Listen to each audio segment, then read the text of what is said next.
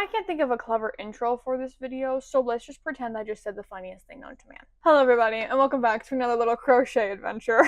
If it wasn't obvious, if we're starting an 8 foot by 12 foot beaded crochet tapestry, I really like doing beaded crochet. And while I still haven't gotten the chance to continue that project because I've yet to go pick up yarn from Hobby Lobby since they took away my local one, rude, I have started another beaded crochet project. And because of the way that this project is like worked or how I'm making it, I thought it would be a really cool and fun idea if I showed you guys how I do my beaded crochet. I know there are 1,010 different ways that people can do beaded crochet, but I thought that maybe you'd like to see my method and that maybe you'd wanna, I don't know, traverse the wonderful world of beaded crochet using my method. Of course, you don't have to. I just thought this would be a fun little thing to share, and I've kind of gotten into like tutorial mode recently, which is really weird for me. I never thought I would be teaching other people how I do my craft. Anyways, I'm talking so much as it's starting to feel like a vlog. Let me stop rambling and let's start talking about the basics of beaded tapestry crochet. And I say tapestry crochet because I don't know if this method of beaded crochet would work with anything else. I haven't tried it. Okay, anyways, wow, I'm in a yapping mood today. To start off, in this video, I'm going to have 3 examples of how to do beaded tapestry crochet using the same method, but each one gets a little bit harder each time. And I felt like if I jumped into the hardest one, it wouldn't make sense. And if I just did the easier one, what would you do if you needed help with the future? So anyway, those 3 modes are 1 solid color, which I know this is not, I ran out of yellow, but solid color. 2 colors that are not touching each other or not overlapping in rows, and then 2 colors that do touch and do overlap in rows. Now, I'm actually fortunate enough that I made 6 different pixel grids, and each of them have like 2 examples of each, if that makes sense. So 2 with 1 color, 2 with 2 colors that don't touch, and 2 with colors that do touch. So we're going to start with the easiest and work our way through the 3 levels of beaded tapestry crochet. For whatever reason, I'm apparently really struggling to put my thoughts into words today. I do apologize. But with that, I'm going to take you over to the desk to my little tutorial space where we are going to start with working with just 1 color. Alrighty, so like I just said, we are going to start with making a beaded tapestry crochet that only has 1 color. As you can see, this one is a cute little sand dollar. I'm going to set it over in the corner just for like what it kind of looks like type situation. Now, of course, like any project, let's start with the materials that you'll need to make something like this. First off, you are going to need the design that you are going to make. For me, I went ahead and drew out some sea creatures, as you can see. And for this specific portion of the project, we are going to be making a starfish. Next, you will need your yarn. I am just using this blue yarn that I found in my stash. Unfortunately, it didn't come with a label or anything, so I can't tell you where I got it from. You will also need beads in the color of your choice. For me, I am going to be using orange. Next, you'll need a crochet hook. Depending on how loose or tight your tension is will determine how much you need to change your hook size from normal. With this weight 4 yarn, I would normally use a 3.5mm hook, but as you can see, I actually have a 5.5mm hook. This part is something that'll take a little bit of finagling with your tension. Next, you'll need a pair of scissors, and then optionally, I recommend a darning needle. Another optional step that I don't actually have on me is getting a wooden dowel to put your completed piece on. I, however, am not putting these on a wooden dowel, so of course, that would only apply if you're making a tapestry or some sort of wall hanging. Now that we have our materials, let's go ahead and get started with the actual crochet part of this. Okay, I have gone ahead and reorganized the table a little bit so that it's better for the work that we're doing. I apologize because I think I bumped the camera in the process, but let's go ahead and get started on our cute little starfish tapestry. Now, before we even begin crocheting, we need to add the beads to our yarn. To make this process go faster for me, I use a darning needle. However, you absolutely do not need one. I just, think it goes faster. So I'm going to go ahead and add all of the beads that are in orange. So for each pixel, I add 1 orange bead.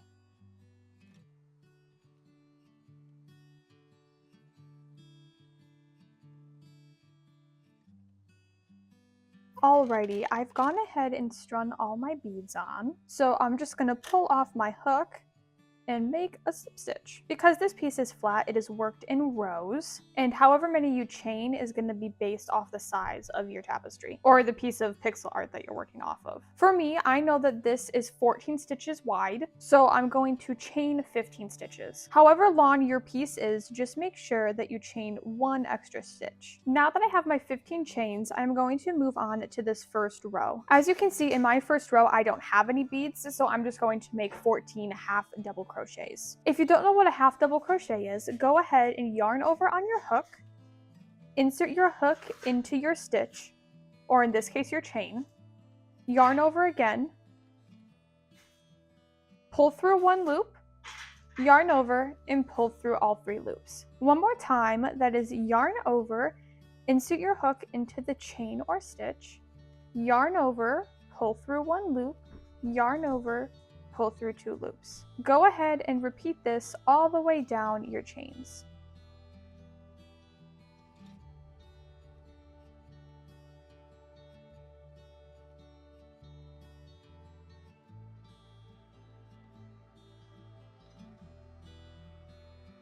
Now that I'm at the end of my chain, I'm going to go ahead and chain 1.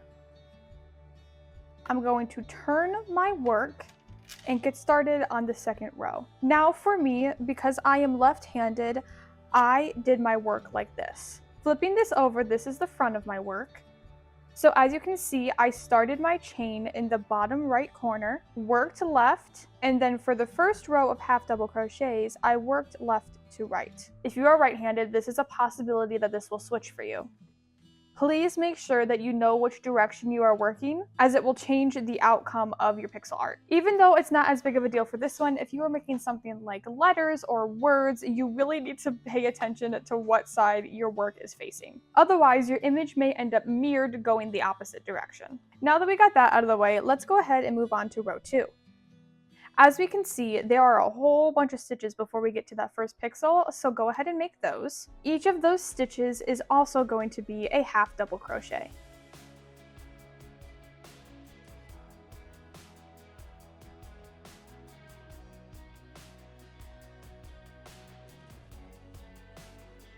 Now that I've gone ahead and made all of the stitches before that beaded stitch, we're going to do the beaded stitch. To do your beaded stitches, go ahead and bring up 1 bead per stitch, yarn over like normal, making sure that the bead is in that little loop. Insert your hook into your stitch, yarn over, and pull through 1 loop. Here it is important to make sure that your beads are facing the right side of your work. For me, my right side is facing away from me, so I'm going to make sure that the bead stays facing away. Now I'm going to yarn over and pull through all 3 loops. On this side you can't see the bead, however if you turn it over, there it is. Now I have 2 more half double crochets to make, so I'm going to go ahead and make those. And just like that, we have completed the row. To turn, I'm going to chain 1 and flip my work over. And now we are working off the front. Just like the previous row, I have 2 half double crochets to make before I reach the beaded stitches. And now that I've made those, I have 2 beaded stitches to do. While you can bring up the beads one at a time, if you are working in small groups, I tend to bring up more than 1 bead at a time.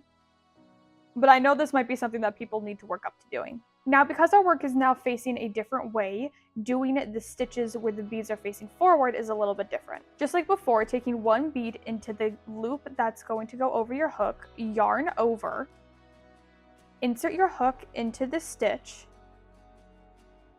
yarn over again and pull through 1 loop, and then making sure that this bead comes forward, yarn over, and pull through all 3 loops. One more time, you yarn over with the bead on your loop, insert your hook into the stitch, yarn over and pull through 1 loop.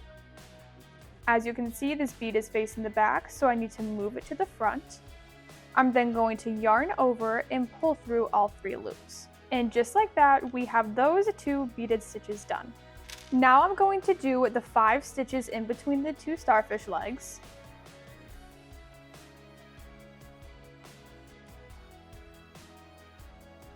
And now I have 3 more beaded stitches to do. To go ahead and review how to do these beaded stitches where the beads are facing front, we'll go over it one more time. You yarn over with the bead in the loop, insert your hook into the stitch, yarn over and pull through the loop. Making sure that bead is facing forward, yarn over and pull through all 3 loops. One more time, that bead is in the loop, yarn over, insert your hook into the stitch, yarn over and pull through 1 loop, make that bead face forward, yarn over and pull through 3 loops.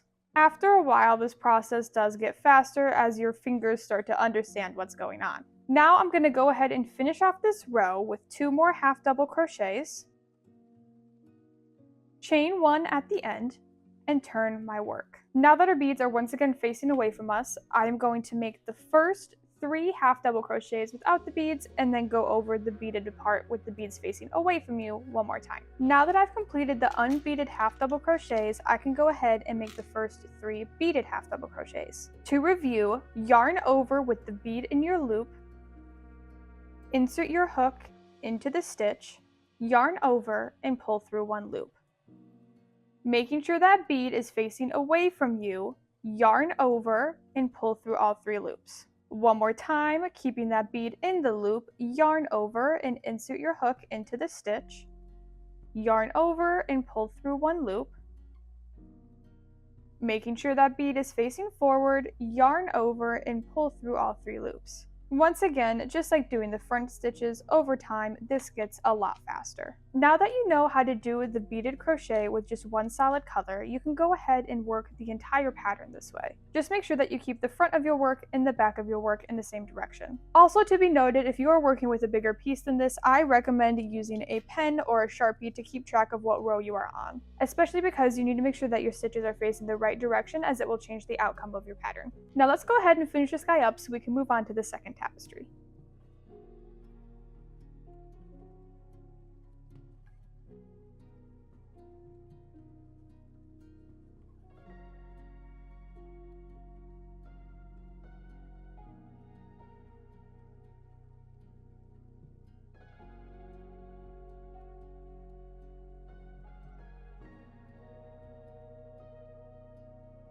And just like that, my little starfish tapestry is done. When finished, make sure that you yarn over and pull through 1 more time before you cut your yarn. It's called yarn.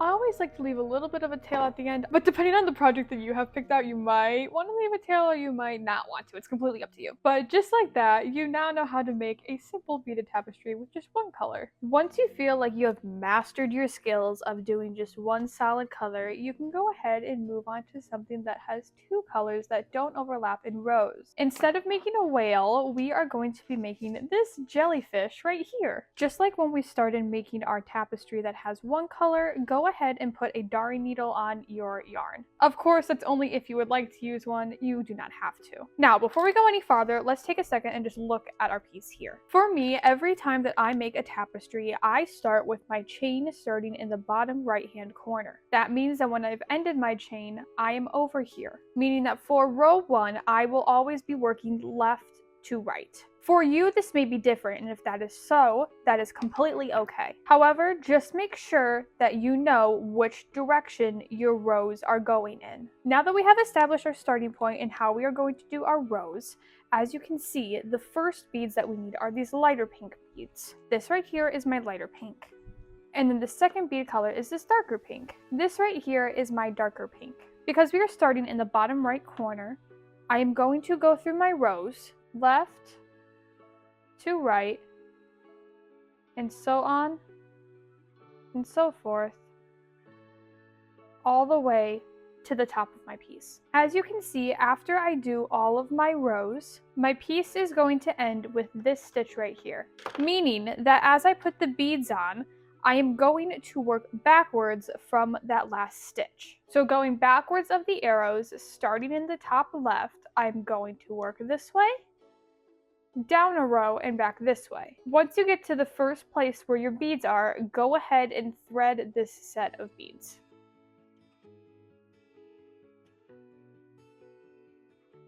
Now that you have that set threaded, you can go ahead and continue doing this, making sure that you are having your rows go the opposite direction, moving backwards until you finish beading all of your beads. As you can see for my piece, because these are in 2 separate blocks, it doesn't really matter which direction I bead these from. All that matters is I put on all the dark pink beads before the light pink ones.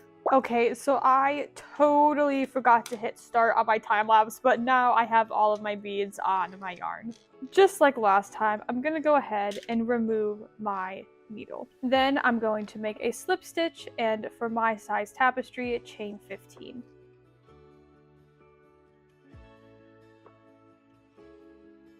Once again, this may change depending on the size of your tapestry. And just like when we made our starfish, you are going to go ahead and work the rows back and forth, doing the same thing with your beads. There is absolutely nothing fancy that you need to do. Now that you have them put on the right way, just go ahead and follow the pixel pattern that you made.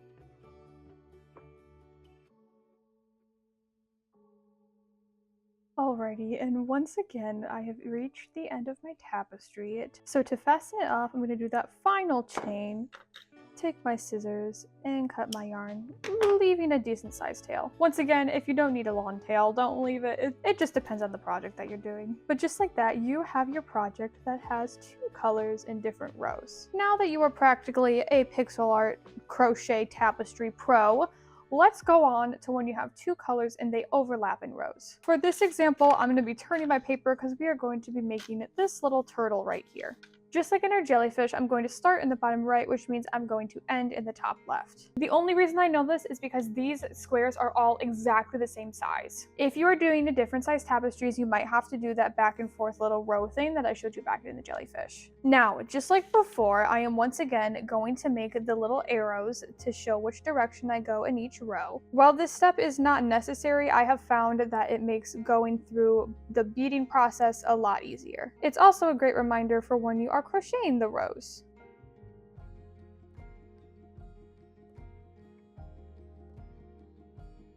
Now that I have my little guide as to how I put my beads on, I am once again going to take my needle, which again is optional, and thread my yarn through it. Then, just like the jellyfish, I'm going to be working the last stitch to the first stitch. However, unlike the jellyfish, I have to work these rows backwards in exactly the rows that they are in with the same amount of beads in order to get this pattern looking correct. So, of course, I'm going to start with the 2 greens of the turtle head,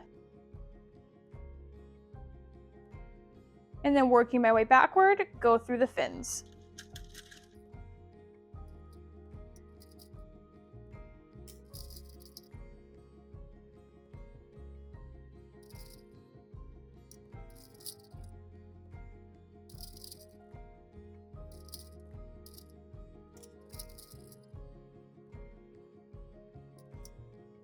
This right here is all of the beads for the first 4 rows of the head and the fins.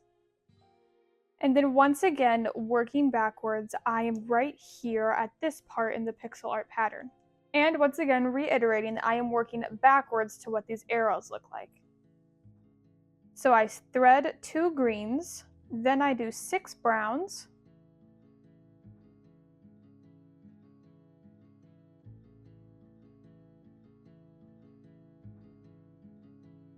and finish it off with 2 more greens.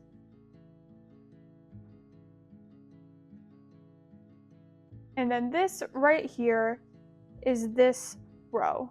Now that you know how to thread your beads, you can go ahead and work each row all the way down to your first starting stitch.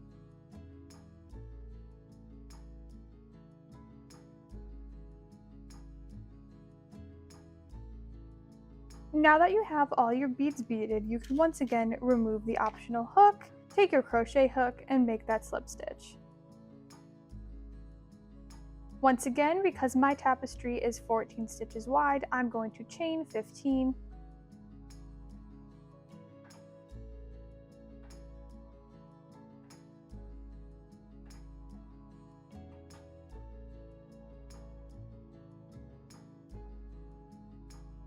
And as you can see in this tapestry, I actually have beads in my first row. However, this isn't going to change how I work the rows. I'm just going to continue crocheting as if I was working any other row that had beads in it. As you can see, I've come to my first beaded stitch, and I'm just going to do all of the rows like normal, making sure that the beads are facing the correct direction. Because I am working from this corner this way, I need to make sure that my first bead is in the bottom left corner of my piece. Now I can go ahead and work the tapestry as normal, just like we did the starfish and the jellyfish.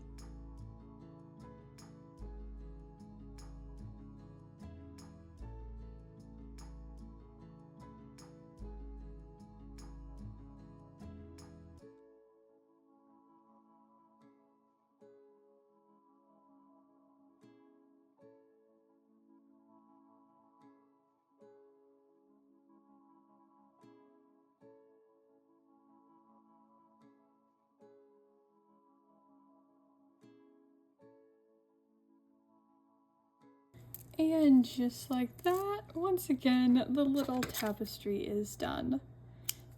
Just as before, make that final loop, cut your yarn, And you are all done. This is how my cute little turtle turned out. And just like that, I now have 6 ocean-themed tapestries.